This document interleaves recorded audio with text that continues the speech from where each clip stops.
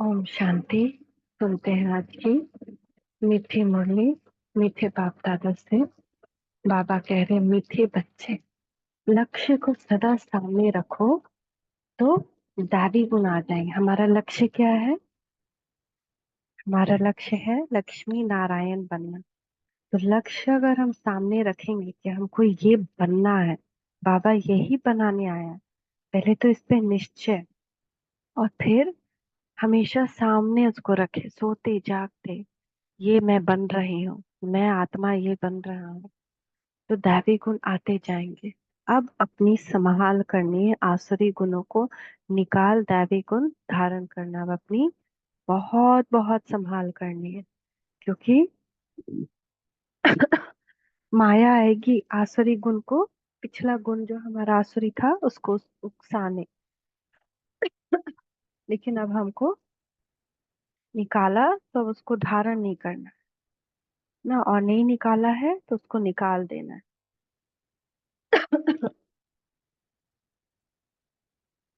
प्रश्न है, आयुष्मान भव का वरदान मिलते हुए भी बड़ी आयु के लिए कौन सी मेहनत करनी है? बाबा ने हमको आयुष्मान भव का वरदान दे दिया है, लेकिन उसके लिए कुछ मेहनत करनी है। क्या मेहनत करनी है? बड़ी आयु के लिए तमो प्रधान से सतो प्रधान बनने की मेहनत करो। जितना बाप को याद करेंगे उतना सतो प्रधान बनेंगे। आयु बड़ी होगी, फिर मृत्यु का डर निकल जाएगा, याद से दुख दूर हो जाएंगे, तुम फूल बन जाएंगे। याद में ही गुप्त कमाई है, याद से पाप कट जाते हैं, आत्मा हल्की हो जाती है, आयु बड़ी हो जाती है। हाँ, तो बड़ी आयु के लिए तमो प्रधान से सतो प्रधान बनने की मेहनत करनी है। जितना बाप को याद करें उतना सतो प्रधान बनेंगे, आयु बड़ी होगी, मृत्यु का डर निकल जाएगा, याद से दुख दूर हो जाएंगे, तुम फूल बन जाएंगे। कितना सारा फायदा है। याद में ही गुप्त कमाई है, याद से ही पाप कट जाते हैं, आत्मा हल्की हो जाती है, आयु बड़ी हो जाती है। ओम शांति। मीठे मीठे रूहानी बच्चों प्रति बाप समझा रहे हैं, पढ़ा भी रहे हैं। क्या समझा रहे हैं? मीठे बच्चों, तुमको एक तो आयु बड़ी चाहिए, क्योंकि तुम्हारी आयु बहुत बड़ी थी। हम 150 साल जीते थे, कितनी बड़ी आयु होगी सोच सकते हैं? 150 साल हमारी आयु रहा करती थी। बड़ी आयु कैसे मिलती है? तमो प्रधान से सतो प्रधान बनने से बड़ी आयु मिलती है। जब तुम सतो प्रधान थे तुम्हारी आयु बहुत बड़ी थी, अभी तुम ऊपर चढ़ रहे हो। जानते हो, हम तमो प्रधान बने तो हमारी आयु छोटी हो गई थी, तंदुरुस्ती भी ठीक नहीं थी, है ना। हम तमो प्रधान बने तो अभी क्या हो गया? आयु छोटी हो गई है, तंदुरुस्ती ठीक नहीं थी। अभी तो बाबा प्रकाश दे रहा है, बिल्कुल ही रोगी बन गए थे। यह जीवन पुरानी है, नई से भेंट की जाती है, तो अपने नए जीवन से भेंट करते कि हमारा लक्ष्मी नारायण का स्वरूप, 150 साल की आयु, कोई बीमारी नहीं, खुजली तक नहीं, दांत कुछ भी नहीं, बाल एक तक नहीं, कुछ भी नहीं, न बाल झड़ना, कुछ नहीं, डैंड्रफ नहीं, कुछ भी नहीं। अभी तुम जानते हो बाप हमको बड़ी आयु बनाने की युक्ति बताते हैं। मीठे मीठे बच्चों, मुझे याद करोगे तो तुम जैसे सतो प्रधान थे, बड़ी आयु वाले, तंदुरुस्त थे, ऐसे फिर से बन जाओगे। आयु छोटी होने से मरने का डर लगता है। तुमको तो गारंटी मिलती है कि सत्युग में ऐसे अचानक कभी मरेंगे नहीं। यहाँ तो किसी का भी कभी भी प्राण निकल सकता है। बाप को याद करते रहेंगे तो आयु बड़ी होगी, और सब दुख भी दूर हो जाएंगे, कोई भी किस्म का दुख नहीं होगा। और तुमको क्या चाहिए? कोई भी किस्म का दुख नहीं होगा, न संतान दुख, न और किसी सगे संबंधी का दुख, न शरीर का दुख, न वेल्थ का, धन दौलत का दुख, कुछ कोई दुख नहीं। न प्रकृति का दुख, न वहां ज्यादा गर्मी न ज्यादा ठंडा, बसंत ही बसंत। तो तुम कहते हो उच्च पद भी चाहिए, तुमको मालूम नहीं था ऐसा पद भी मिल सकता है ना, हमको कहाँ ये सब कुछ मालूम था। अब बाप युक्ति बताते, ऐसा करो, एम ऑब्जेक्ट सामने है, एम ऑब्जेक्ट हमारे सामने है ना, तुम ऐसा पद पा सकते हो। यहाँ ही ड्राइविंग गुण धारण करना है, अपने से पूछो हमारे में कोई अवगुण तो नहीं है। अवगुण भी अनेक प्रकार के हैं, सिगरेट पीना, छीछी चीजें खाना, यह अवगुण है। छीछी चीजें क्या है? बाहर का खाना छीछी, लहसुन प्याज छीछी, नॉनवेज छीछी, है ना, क्रोध में खाना भी वो खाना छीछी हो जाता है, बाप की याद में ना बनाया हुआ खाना भी छीछी ही रहता है, क्योंकि दुनिया के देह भान में बनाया हुआ। तो सबसे बड़ा अवगुण है विकार का, जिसको ही बैड कैरेक्टर कहते हैं। तो बैड कैरेक्टर वाला कोई खाना बनाएगा तो कैसा खाना होगा? तो अवगुण विकार ये निकाल कर खाना बनाना, बाप की याद में सतो प्रधान अवस्था में खाना बनाना। मेरा बस एक शिव बाबा, दूसरा न कोई। बाप कहते हैं तुम विशेष बन गए हो, अब वाइसलेस बनने की तुमको युक्ति बताते हैं। इसमें इन विकारों को, अवगुणों को छोड़ देना है, कभी भी विशेष नहीं बनना है। इस जन्म में जो सुधरेंगे तो वह सुधार 21 जन्मों तक चलना है। अभी अगर हम सुधरेंगे ना तो ये आत्मा की शक्ति 21 जन्म मिनिमम सुख भोगेंगे, मिनिमम। मैक्सिमम तो जो जितना अभी एक एक क्षण ना है, 10-10 साल के बराबर है, एक एक सेकंड। 1 सेकंड संगम युग का 5,000 साल के 10 साल के बराबर। तो सबसे जरूरी बात है वाइसलेस बनना। जन्म जन्मांतर का जो बोझ सिर पर चढ़ा हुआ है वह योग बल से ही उतरेगा। बच्चे जानते हैं जन्म जन्मांतर हम विश्वास बने हैं, अभी पाप से हम प्रतिज्ञा करते हैं, फिर कभी विश्वास नहीं बने। पाप ने कहा है अगर पतित बने तो 100 गुना दंड भी खाना पड़ेगा, और फिर पद भी भ्रष्ट हो जाएगा। क्योंकि निंदा कराई ना तो गोया उस तरफ विशेष मनुष्य की तरफ चला गया। ऐसे बहुत चले जाते हैं, अर्थात हार खा लेते।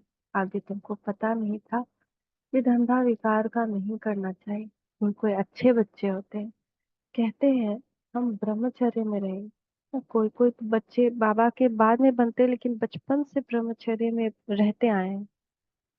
सन्यासियों को देख समझते हैं पवित्रता अच्छी है। पवित्र अपवित्र, दुनिया में अपवित्र तो बहुत रहते हैं। पखाने में जाना भी अपवित्र बनना है, इसलिए फौरन स्नान करना चाहिए। पखाना जाने के बाद तुरंत स्नान करना चाहिए। अपवित्रता अनेक प्रकार की होती है। किसको दुख देना, लड़ना झगड़ना भी अपवित्र कर्तव्य है। किसको दुख देना, किसी से लड़ना झगड़ना, बहस करना, आर्ग्यूमेंट करना भी अपवित्र कर्तव्य है। किसी को गंदी वृत्ति से देखना, ये ऐसा है वैसा है, ये भी अपवित्र कर्तव्य है, पखाने जैसा है। जैसे पखाने में जाने से हमको नहाना चाहिए ना, ऐसे ही किसी और के बारे में बुरा सोचा तो वो भी पखाने जाने जैसा है ना। किसी का गंदा गुण यानी उसका आत्मा का पखाना टच कर लिया तो वो भी कभी नहीं करना चाहिए ना। उसमें उसके बाद अगर कर लिया गलती से तो ज्ञान स्नान करना चाहिए। बाप कहते हैं जन्म जन्मांतर तो तुमने पाप किया है, वह सब आदतें अब मिटानी है। अभी तुम सच्चा सच्चा महान आत्मा बनना है। सच्चे सच्चे महान आत्मा तो ये लक्ष्मी नारायण ही है, और तो यहाँ कोई बन ना सके, क्योंकि सब तमो प्रधान है। क्या है? सब तमो प्रधान। ग्लानी भी बहुत करते हैं ना, कितनी ग्लानी करते हैं। भगवान की भी ग्लानी करते हैं, भगवान सर्वव्यापी है, भगवान मुझ में है, भगवान तुम में है, और हम इतने पतित है तो हमारे अंदर भगवान कैसे है? दोनों को पता नहीं पड़ता कि हम क्या करते हैं। एक होते हैं गुप्त पाप, दूसरे प्रत्यक्ष पाप भी होते हैं। तो हम गुप्त पाप क्या कर रहे हैं? देह अभिमान। देह अभिमान में किया दान पुण्य भी महापाप है, क्योंकि हम दूसरे को पापी बना रहे हैं, अपना पाप उसको दे रहे हैं।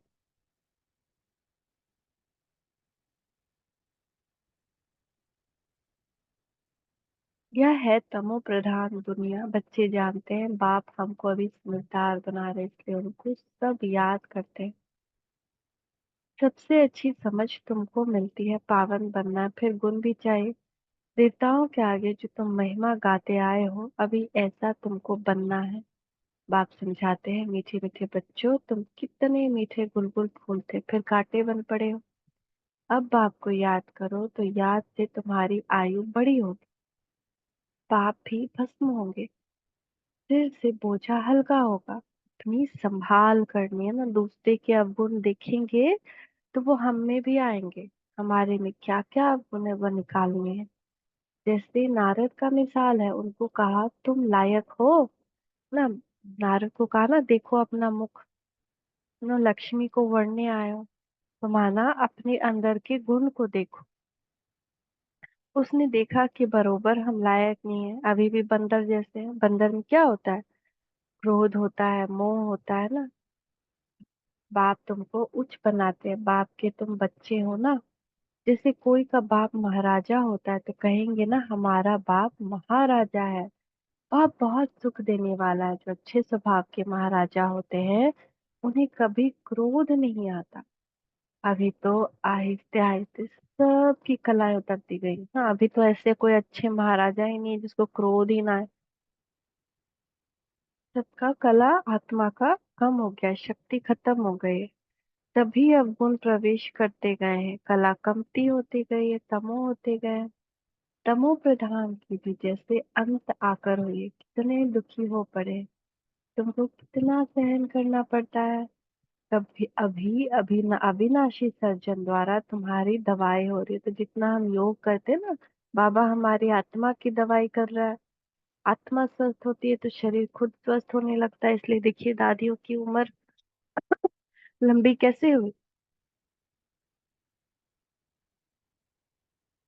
आत्मा एकदम स्वच्छ, बीमारी आई और चली गई। आत्मा स्वच्छ हो गई तो आत्मा का पावर तो शरीर को जाएगा ना। तो बाप कहते हैं पांच विकार तो घर ही तुमको सताएंगे। पांच विकार घड़ी घड़ी तुमको सताए, तुम जितना पुरुषार्थ करेंगे बाप को याद करने का, उतना माया तुमको नीचे गिराने की कोशिश करती है। तुम्हारी अवस्था ऐसी मजबूत होनी चाहिए जो माया का कोई तूफान हिला न सके। बार बार माया, माया यानी हमारे अंदर का विकार, माया यानी हमारे अंदर का वीकनेस, हमारे अंदर की तमो प्रधानता, बुराई। जैसे कोई सिचुएशन आया, उसमें क्या मेरे अंदर का रिएक्ट कर रहा है। अगर हम शांत स्वरूप है तो कोई कैसा भी सिचुएशन आए वो तो चला ही जाएगा। लेकिन मेरे अंदर क्रोध है, तभी तो कोई सिचुएशन में हम रिएक्ट कर रहे हैं। तो माया कौन हुई? मेरे अंदर का वो क्रोध। वो सिचुएशन आया ताकि वो माया आए बाहर। तो माया का तूफान हमारे अंदर से आता है। तो रावण कोई और चीज नहीं और कोई मनुष्य नहीं, पांच विकारों रूपी रावण को ही माया कहा जाता है। आसुरी रावण संप्रदाय तुमको पहचानते ही नहीं कि आखिरी में कौन है। या बीके क्या समझाते हैं। आसुरी रावण संप्रदाय यानी जो बीके नहीं है, वो तो पहचानते ही नहीं है कि आखिर में कौन है, बीके कौन है, ब्रह्म कुमारी कौन है। ना वो समझते एक और कोई रिलीजियस ऑर्गेनाइजेशन खड़ा हो गया है, जैसे दुनिया में और ऑर्गेनाइजेशन है। रियलिटी को नहीं जानते कि बीके क्यों कहलाते हैं, ब्रह्मा किसकी संतान है। अभी तुम बच्चे जानते हो, हमको वापस घर जाना है। कितना प्यारा घर हमको बुला रहा है, आ जाओ, ये घर तुम्हारा है। यह बाप बैठ तुम बच्चों को शिक्षा देते हैं। आयुष्मान भव, धनवान भव, तुम्हारी सब कामनाएं पूरी करते वरदान देते हैं। परंतु सिर्फ वरदान से कोई काम नहीं होता, मेहनत करनी है, हर एक बात समझने की है। अपने को राज तिलक देने के अधिकारी बनना है। बाप अधिकारी बनाते हैं, तुम बच्चों को शिक्षा देते हैं, ऐसे ऐसे करो। पहले नंबर की शिक्षा देते हैं, माँ मेकम याद करो। मनुष्य याद नहीं करते क्योंकि वह जानते ही नहीं, तो याद भी रॉन्ग है। कहते हैं ईश्वर सर्वव्यापी है। एक सेकंड।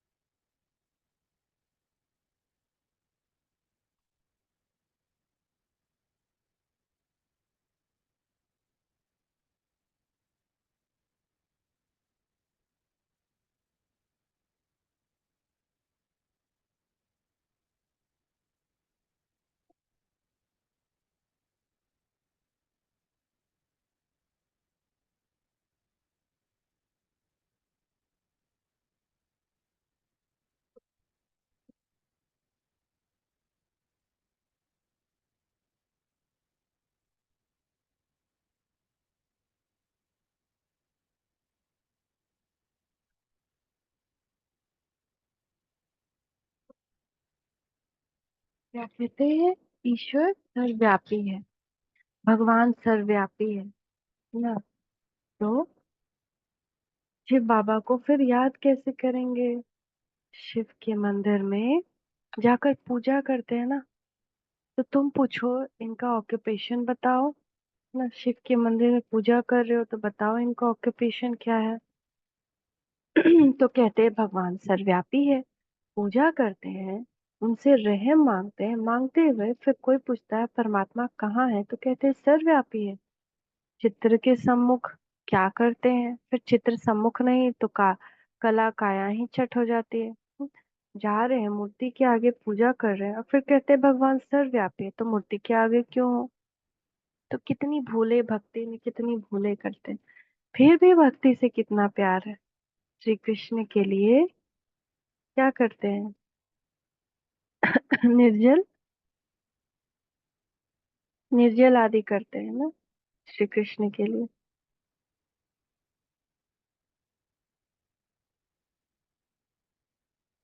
यहाँ तुम पढ़ रहे हो और वह भक्त लोग क्या क्या करते हैं। तुमको अभी हंसी आती।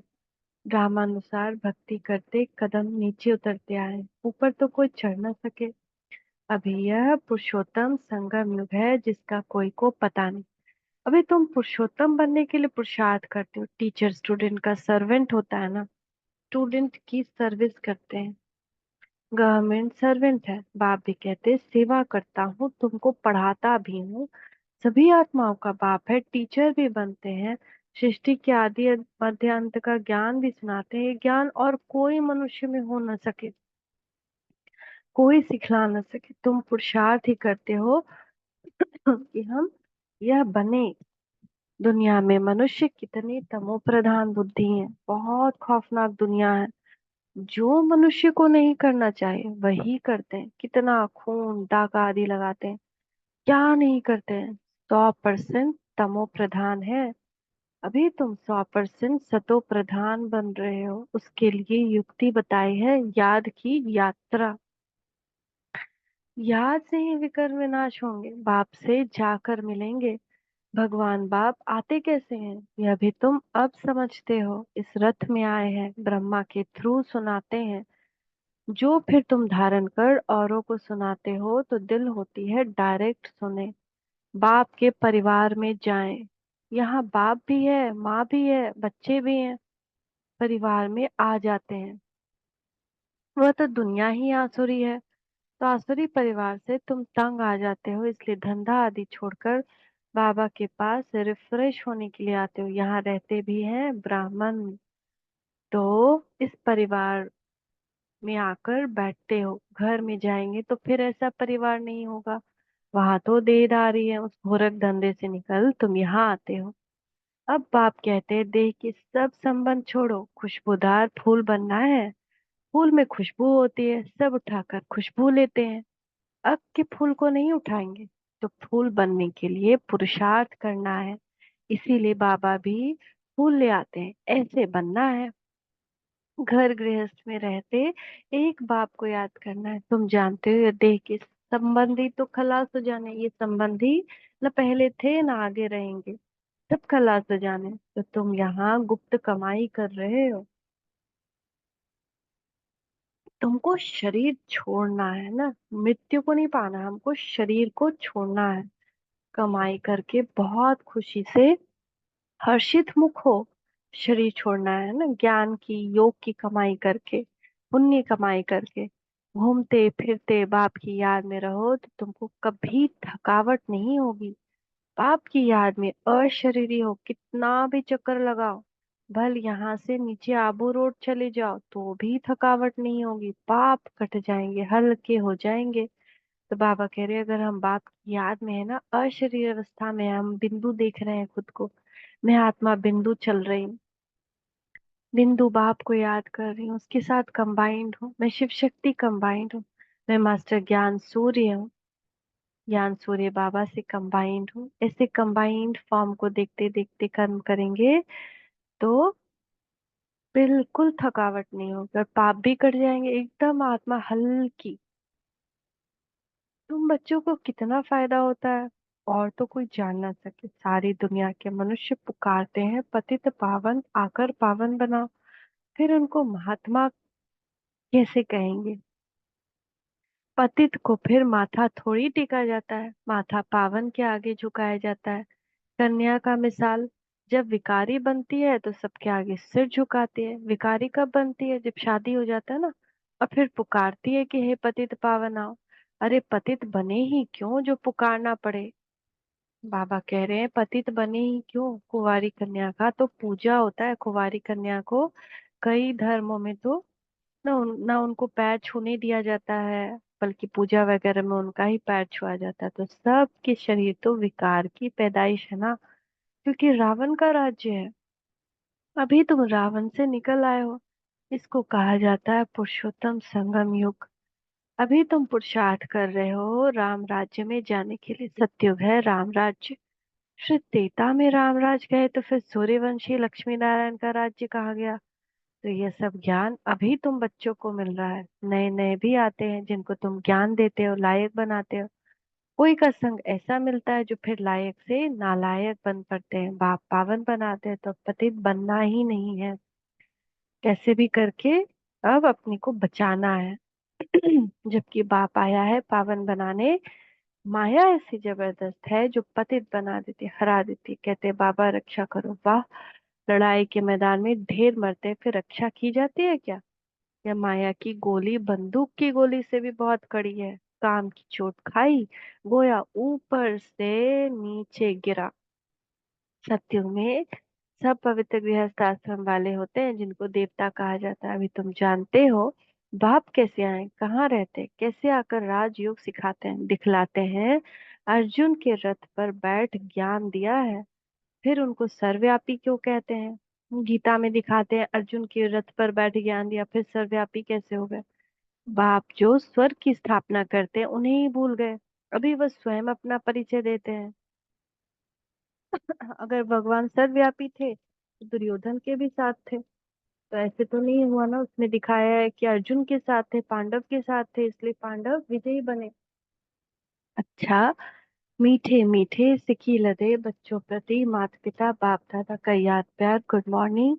रूहानी बाप की रूहानी बच्चों को नमस्ते। हम रूहानी बच्चों की रूहानी माता पिता बाप दादा को याद प्यार गुड मॉर्निंग।